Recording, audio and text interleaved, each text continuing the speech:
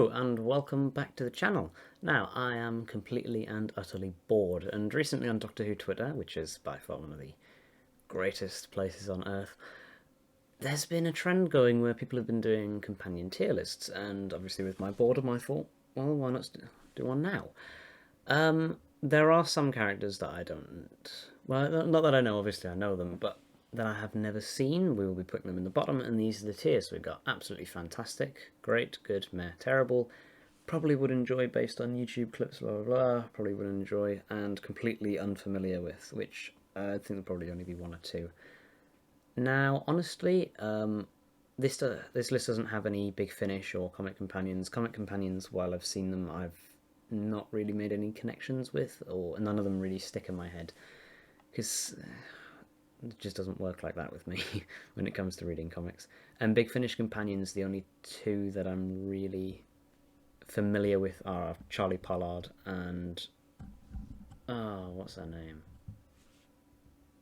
Molly O'Sullivan. Yeah, of course, Molly O'Sullivan.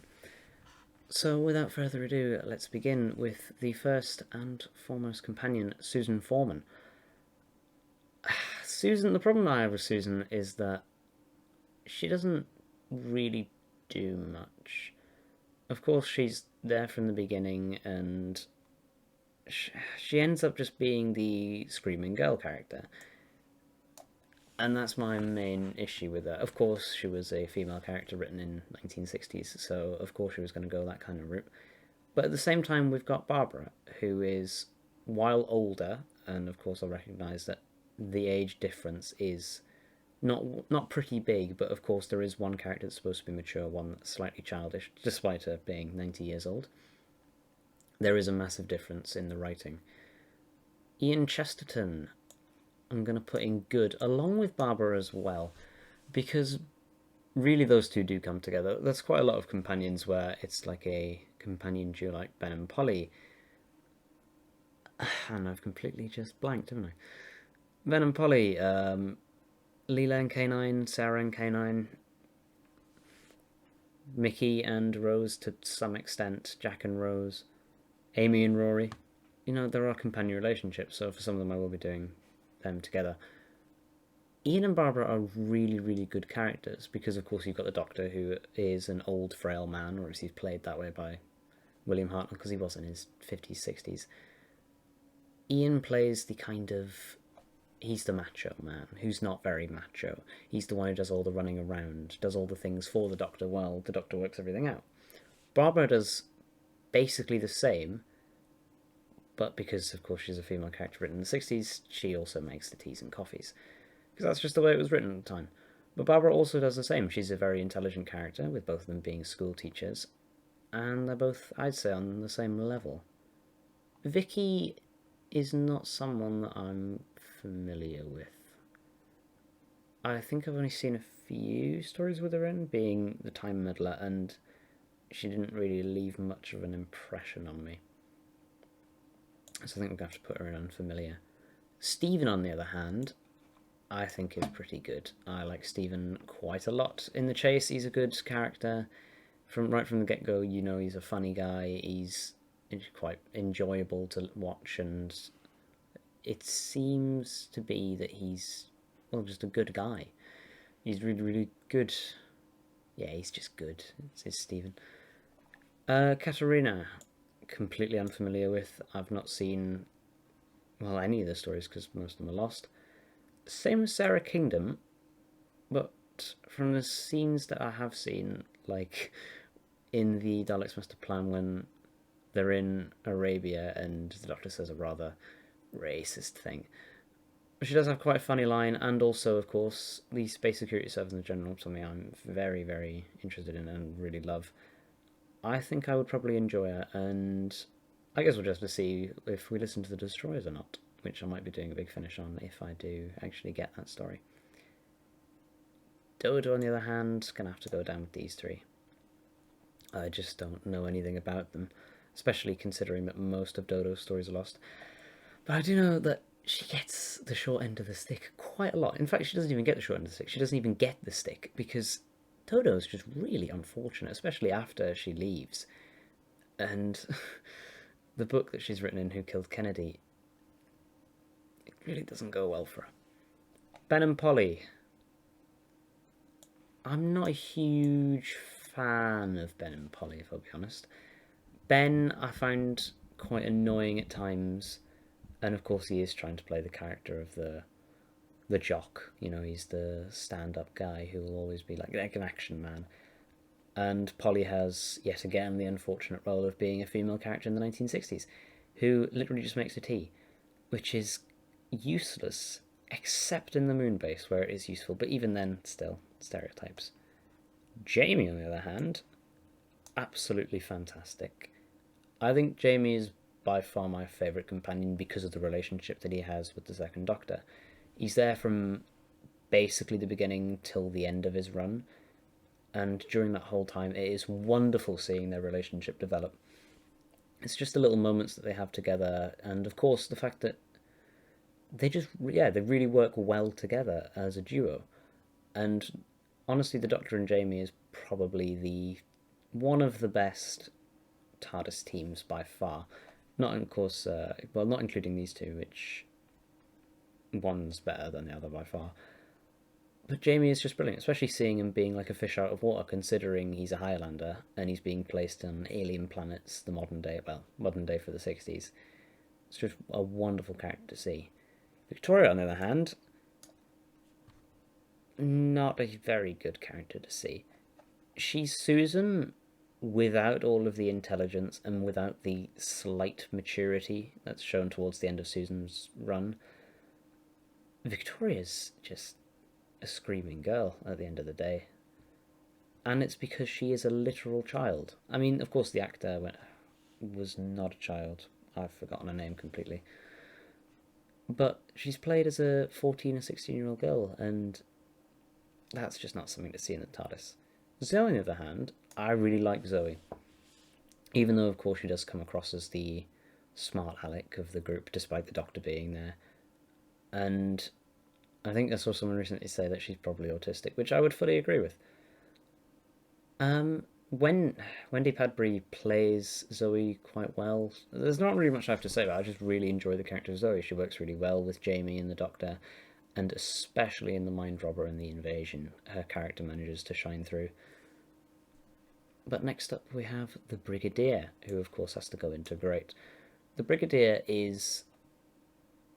I mean, he's just brilliant. I'm probably going to say this for quite a lot of characters, but the Brigadier is... his relationship with this third Doctor in particular, and a little bit the fourth, but I guess not so much the second Doctor, but definitely the third Doctor. The relationship that they have together of the Doctor explaining things to him and just being like, yeah, let's go with it. And the fact he just goes along with everything that the Doctor does and fully trusts him, and it's a great relationship to see. And of course the Brigadier as a character is phenomenal. If you don't agree, you're just wrong. I absolutely love the Brigadier. Mike Yates, on the other hand, I am not a fan of Mike Yates. Well, let's not put him in terrible, to be honest. Mike Yates is boring. I really don't see much point in having him, as his role's basically already filled by Sergeant Benton. He's literally just Benton's superior, and has like a little bit of a fling with Jo Grant, but other than that, he doesn't really do much.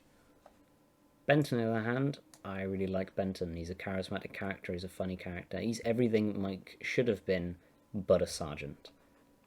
Liz Shaw. Liz Shaw's quite a difficult one, because while I think she's quite an underrated companion in some aspects, she's also quite a boring one. She doesn't hang around for long. She doesn't get along particularly well with the Doctor, especially at first. I mean, that's for a lot of companions, they don't get along well in the beginning. But Liz Shaw in particular, I just didn't really get a massive feeling towards, or she didn't really leave much of an impression on me. Jo Grant, on the other hand, it's Jo Grant. Jo Grant is lovable, she's fun, she's funny, she's charismatic, she's everything that Liz Shaw... She's essentially the exact opposite of Liz Shaw.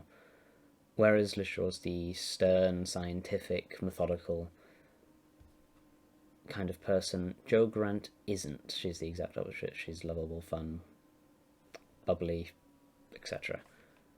And had honestly, I think one of the best exits, because she left on her own accord. She didn't have anything bad happen to her. It was just a nice exit for her. And honestly, I think it was quite nice to see her go at that time. Sarah Jane Smith, I mean, really need I explain? If your character, who you've written in the 70s, manages to come back 30 years later and is still seen as an icon and even gets their own spin off show, I mean, how can you argue about their brilliance? I mean, Sarah Jane Smith is a character that I grew up with through the Sarah Jane Adventures, and honestly, you can't complain about. I mean, of course, it's such a shame that Elizabeth Sladen passed away and that the series was cut short, but the series that we did get, several series actually, are just amazing to watch. And even as someone who's matured now, it's still a good watch because it doesn't feel at times like a kid show. Well, it is overall a kid show, and you can see that it is geared towards kids. It is something that can work towards older people, and that's all down to Sarah Jane. Harry Sullivan, great. The companion dynamic between Harry, Sarah, and Tom, his fourth Doctor, it's just wonderful. It's every scene, especially in Genesis, every scene between the three of them is absolutely great to see. And of course, Harry's own personal relationship with the Doctor is also amazing to see. It is such a shame that he left. He got his own series to do with, and it is a shame that he left. But I guess it was the right time for him to leave. Though his appearance in the Android Invasion was a bit odd and not really necessary. Yeah, should have been Brigadier. K9. Most will probably say absolutely fantastic. I'm only going to put great, because while K9 is a fantastic character, you know, being a robotic dog, he's quite lovable, he's funny. At the same time, he's kind of like the 13th Doctor's sonic screwdriver, a crutch in many different situations where it's a get out of jail free card for the writer. If you've got a wall you want to bust down, the enemy's through here, get K9 to do it. You want to kill a character, get K9 to do it. Which is, in some ways, the same with Leela on the last portion, but at the same time, isn't, because Leela's actually a character that no. Goes on great. Leela's a character that I really, really like, because it's good to see someone who has a different, essentially is the opposite of the Doctor. They believe in magic, they are violent, they're a tribal instead of some kind of high-class society person. And the dynamic between the two works really, really well, and it's amazing to see Leela adapting to new cultures and the future for her, and new kind of experiences. Romana 1. I don't really have much to say about Romana 1. I was pleasantly surprised by her character in Key to Time, but at the same time she's massively overshadowed by Romana 2, who is absolutely fantastic. Romana 2 is just fantastic. There's not much else you can say about her. Her outfits are wonderful, the character of her. It's good to see the Doctor travelling with another Time Lord, someone who is essentially his equal, and also his superior in other ways. And it's funny to see how she evolves throughout the series, you know, building her own sonic screwdriver. And of course, seeing her relationship with the next one, Adric, which we'll use as a perfect segue to start talking about him. Adric sucks. Adric is really, really bad. Matthew Waterhouse is not a good actor, and while yes, he's a massive fan of Doctor Who and understood the material that he was reading, that doesn't mean he could act it very well. Also, he had a really, really terrible exit where he just died, and while it was obviously a massively shocking moment, they could have just used the TARDIS. Honestly, I don't know what they were complaining about. Or, if you listen to Robot Chicken, he actually survived, and then things happened that I don't remember. Nyssa, I think, honestly, quite a lot of predominantly 5th Doctor companions, and 6th Doctor, and a little bit 7th, is a character that gets brought back by Big Finish. And what I mean is, considering the overcrowdedness of the TARDIS team, where there were literally 4 people in the TARDIS, and Nyssa didn't really have much to do, because it would either be taken by Adric or Tegan her roles. And while she was quite an interesting character to watch at times, the times were rare. But in Big Finish, she is brought back very, very well, especially in the mutant phase. That's where Nyssa really, really shines. Tegan's wonderful. It feels like I'm repeating myself because she's charismatic, funny. Because at the end of the day, that's what most of these characters are written to be: charismatic, funny, and wonderful, and just lovable overall. But Tegan in particular, I have to say, is very, very good. Especially her exit, where, unlike most people, except you, Martha, she chooses to leave up on her own accord, and she chooses to leave because she's just fed up. She doesn't want to travel anymore. She doesn't want to see all the death and destruction that the Doctor carries with him. And it's quite a powerful moment because it makes the Doctor sit down for a moment and think, maybe my adventures do go a bit too far. Turlough, on the other hand, I can't say the same with. I absolutely hate Turlough. I don't like him as a character. He shows up as an assassin to try and kill the Fifth Doctor. He gets forgiven. He's just really boring. Chameleon I'm completely unfamiliar with, but I know that I wouldn't enjoy considering he's cursed. Peri. Peri's a difficult one. Because at times she's annoying. She's obviously there as just, as Mr. TARDIS would say, one for the dads. She's a botanist, which never gets brought up really that much. But I really like her relationship with Six. And think her and Colin, especially towards the later episodes, really, really work well together. Well, not in the beginning, though. Mel's a character that I'm honestly pleasantly surprised at, because my first impression of her was that she'd be annoying, screamy, and while she is, she's somehow lovable and quite likeable. And it's fun to watch it go around with Seven in particular. And Big Finish does in some aspects bring her back, especially in the Juggernauts. So I guess we'll put her in meh. No, let's put her on the same level as Peri. Ace. She's Ace. Ace is by far the best female companion and second best companion, because she's just wonderful to watch. Ace is a character that, honestly, I think it's best that she was placed with the more mysterious and methodical Seventh Doctor instead of the clumsy clown Seventh Doctor. Although she was placed with him, she was predominantly with the former. It's wonderful to watch Ace because she's such a fantastic character. I really do have trouble describing this sometimes, because you just watch her and instantly you like her. And while at times she can be a little bit annoying, that's most characters. But Ace in particular is wonderful. Grace Holloway, I think her name is. I've watched the TV movie. I think I slept through half of it because I don't remember the second half of the film. I guess I'll just say I'm unfamiliar. Rose Tyler. I'm not really a big fan of Rose. Rose is a character that I find very, very annoying. Because she just is.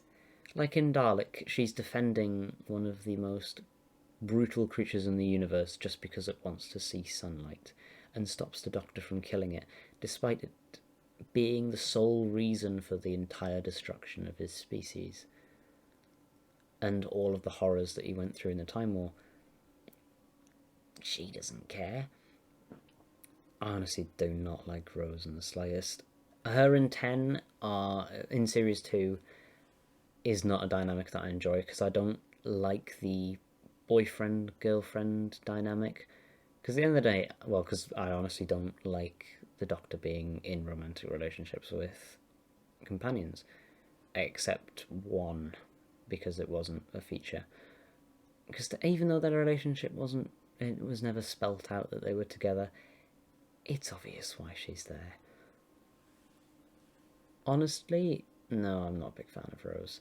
And her return wasn't. I'm not a big fan of. Adam Mitchell. We're not even going to talk about him. He's Adric, but worse. Captain Jack Harkness. Now, without talking about John Barrowman, because we've got to separate the art from the artist, I love Captain Jack. Captain Jack is a fantastic character who is incredibly funny. He's camp, which really, really works well, especially in Torchwood, where they've got more adult writing. Torchwood, in general, is fantastic. He got his own series, and where he gets to fully shine, and he does. Especially in the second and third series, Children of Earth and Series 2. Captain Jack is wonderful. And it is a massive shame that he probably won't be coming back for a while. Though I do have to say, he wasn't particularly good in Revolution of the Daleks. And I thought it was a bit odd seeing him. I was going to say Noel Clarke there. Mickey Smith. He's alright, I guess. Again, separating the art for the artist, because if it was, then Noel Clarke I would throw immediately down into terrible. Mickey is funny, and that's his entire personality pretty much, as well as him being the Tin Dog. I do think where Ares shines is Rise of the Cybermen and Age of Steel, and partly Doomsday. But Mickey, the problem is he's always on the back lines. He's always seconded for Rose, especially by the Ninth Doctor, and mostly by the 10th. Because he'll always pick Rose over Mickey, and Mickey just doesn't get enough love. And that's the problem, I guess. Martha Jones. Great. Absolutely fantastic. Martha Jones, if you don't like Martha and you like Rose, I don't see why. You're just doing it wrong, really. Martha Jones is a very enjoyable character to watch. She's got a family behind her, and while family is something that we had seen with Rose and Jackie, Martha's family dynamic is very different because, of course, you've got her brother, her mother, her father, her sister, all very, very different characters, and all that play somewhat of a part within her series, especially in the finale, of course. And wonderfully acted, all of them. But Martha, as well, she's resourceful. She's a doctor. She's intelligent. Well, she's not a doctor yet for most of the series, but she's a strong character, and that's what I love about her. Because that's what you don't really see in the classic series, except for Ace, Romana, Sarah Jane, Jo, and Leela, and Tegan. Most of the female characters aren't particularly strong, and if they are strong, they're not likable. And I think that's Liz Shaw. Liz Shaw's a very, very strong character, but she's strong to the point where she isn't very likable for me. Well, for me in particular. Because she's just so... I've got the word dense in my head for some reason. She's just a very rock-solid character. But anyway, Donna Noble. Most people would say absolutely fantastic, but I don't agree. I think the Doctor-Donna relationship is by far the best in the series. Well, the best in Ten's run. He has the best relationship with Donna. And it's hilarious watching them, especially in Partners in Crime. Because the fact that there's a whole 3-minute odd sequence just dedicated to them miming to each other, absolutely hilarious. And I think Russell did very, very well when creating the character of Donna. And of course, she's really feisty. She will stand up for herself, and she'll take matters into her own hands if she has to, and it's wonderful to see. The same with Martha. Wilf. Wilf as a companion, I guess, does a lot. As a character, I'd say good. I don't really have much to say about Wilf because obviously, like, say, Chameleon. Well, no, let's not compare him to Chameleon. Like River Song, for example, he's someone that doesn't really appear often but appears enough to be considered a companion. Amy and Rory. Amy I have a soft spot for because she was my first companion. Rory, on the other hand, does not get extended the same offer. Amy I will put in great, and Rory I'll put in good. Amy above Rory, despite Amy being a massive prick to him. Like, the fact is that she's married to him and doesn't really even like him that much. Like, she's completely horrible, which actually now makes me think I'm going to put her down. Because now I actually think about it, Amy is really, really horrible to him. But at the same time, she was my first companion. She was good to watch. Series 5 is where she really shines. Series 6 and 7A. Let's just move on. Rory, he's alright, I guess. Yeah, I like his relationship with the Doctor, where it's the Doctor and Rory with Amy in a relationship, basically. But at the same time, he gets the short end of the stick. Where Dodo got no stick, Rory got stick. River Song. River Song is a character that I do like. I know I said about relationships and how I'm not a massive fan. River Songs works because it's not the central focus of the series. And yes, of course, you can say, well, it's an episode named The Wedding of River Song. Yes, but at the same time, it's not overused. It's sparsely put between. It comes up, I think, every really 3 or 4 episodes, let's say.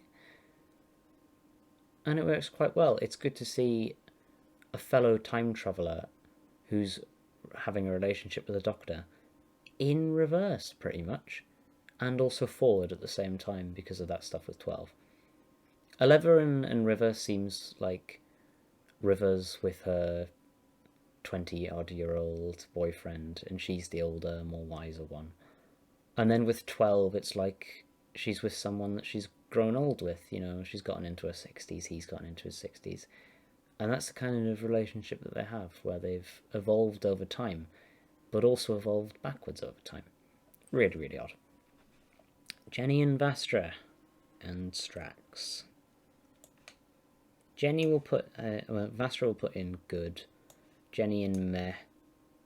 Strax and good. I find Strax very funny. I enjoy watching Strax. Vastra's just overall a very, very good character. Jenny, nah, that doesn't really do it for me. Kate Stewart. I don't see why people hate Kate Stewart. I think that she's the perfect head of unit. I know a lot of people would say Winifred Bambara. I prefer Kate Stewart over them. She's very good to listen to in the audios. I listen to Cyber Reality if you want to watch the reviews I did of Big Finish Fridays. Go check them out. She's very good in that, especially when dealing with the War Master. Kate overall is a character that I just really enjoy watching. Osgood, on the other hand, is a bit of a meh character.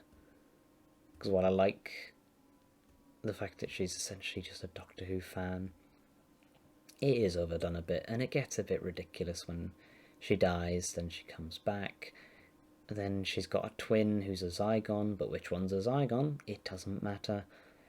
I guess it doesn't, but yeah, it's just my 2 pence on it. Clara. Oh, sorry. Clara's iconic.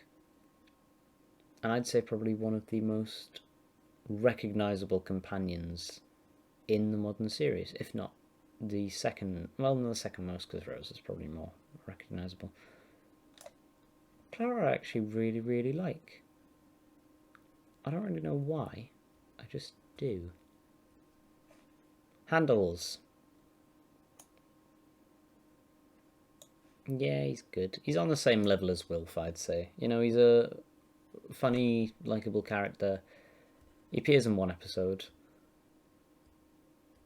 it's quite sad to see him when he fully shuts down and he runs out of battery. That was quite a sad scene. It was quite emotional. But it would have been more emotional if Trenzalore was an entire series. But it wasn't. Nardole. Nardole is actually a character that I do really, really like.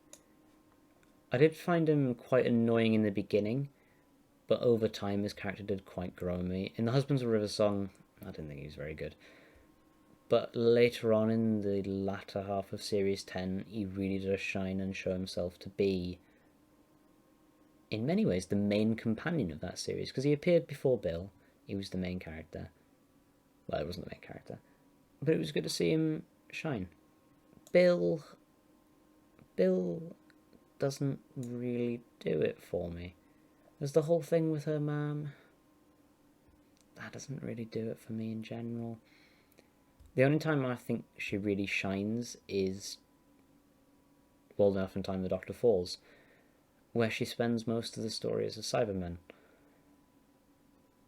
But I think it's quite good seeing how emotional she becomes, how she evolves through one story because she spent over 10 years waiting due to time dilation. And it's quite good. Tossing Cole's character of Ryan. I forget Ryan Sinclair. Ryan Sinclair, don't you dare. I hate Ryan. I'm just not a massive fan of Ryan. It's the same with... Well, I mean, I can't really say that he's a terrible character. But he doesn't really do much. He suffers from the same thing as, I think, Nyssa does, where he's in a TARDIS team that is huge, and he doesn't really ever get much to do. But the differences between him and Nyssa is that Nyssa's actually got interesting qualities to her. The only interesting thing, or really thing that we know about Ryan, is that he has dyspraxia, which is something that is brought up once or twice and then never utilised ever again. Or never brought up. It's the same with Graham, Graham, I will say, I like a lot better. He's a very funny character. Bradley Walsh is a very funny person, so if he wasn't, I'd be very disappointed. But at the same time, he doesn't really have much to him. He has cancer, which has come back. You'd think it would be more emotional than it actually was, but it wasn't. And it's something that's really just overlooked. He's just seen the death of his... I think they were married. His wife, Grace. And it doesn't really seem to connect. I think it's really just... I'm going to say it. Chibnall's writing is not very good with these characters. And that is why I'm not a massive fan of Yaz. Yasmin Khan suffers from the same thing as Ryan and Nyssa and Adric in many ways, is that she's just boring. Because she's in such a crowded TARDIS team, she doesn't do anything. Though I will say that she does she does pull it back in Flux, where it's just her and Jodie for some of it. Especially the first opening 10 minutes of Once Upon a Time? Was it Once Upon a Time? Oh no, the Halloween Apocalypse. Yeah, it's good to see her having a solo adventure with Jodie. Well, even if it is just for 10 minutes. And it's good to see their relationship develop. Thasmin is not something that I'm a massive fan of course, because I'm not a big fan of romantic relationships with Doctor Who. It doesn't really do it for me. None of it does when it comes to Yaz. Dan. Dan is funny. And I like Dan. And I believe that is it. No, we'll go on a bit more about Dan. Dan is just the most memeable character. You've got Evil Dan, you've got the Wok, you've got him running around a Dalek, which I think is everyone's dream and everyone's way to get away from a Dalek. Dan is a character that I just really, really like. But I think one massive reason for that is that he doesn't suffer from the overcrowded TARDIS team, where you've got 4 people in the TARDIS, and instead you've just got 3, and it's nice and mellowed and it's balanced. And he gets his own moments to himself. Just like Yaz does in some episodes. Well, no, in Flux. They both do, they get their own moments, and it's better to see the dynamic where it's just 3 people instead of 4. Probably would have been much better if either Ryan or Graham didn't become part of the TARDIS. Probably Ryan, because Graham's a lot more interesting. Though I feel like if Graham wasn't part of the TARDIS team, Ryan would be a lot more interesting, so he'd have a lot more to do, he'd have a lot more focus. But at the same time, there could have been moments written for them where it's more expand on their character. Only Yaz really got that treatment in the episode with the Eternals, which I've forgotten the name of, where she talks about her depression and her mental health, and that's a lovely moment. I think, actually, to be honest, they probably set that up for the next series because they knew that she was going to be a predominant character. At the same time, I'm not really a massive fan of the Chibnall. Well, the fam. Anyway, guys, that is the end of the video. What did you think of my takes? Did you agree? Did you disagree? Leave them down in the comments below. You want to have an argument? I'll have a civil discussion. But anyway, guys, thanks for watching, and I'll see you in the next one. Bye.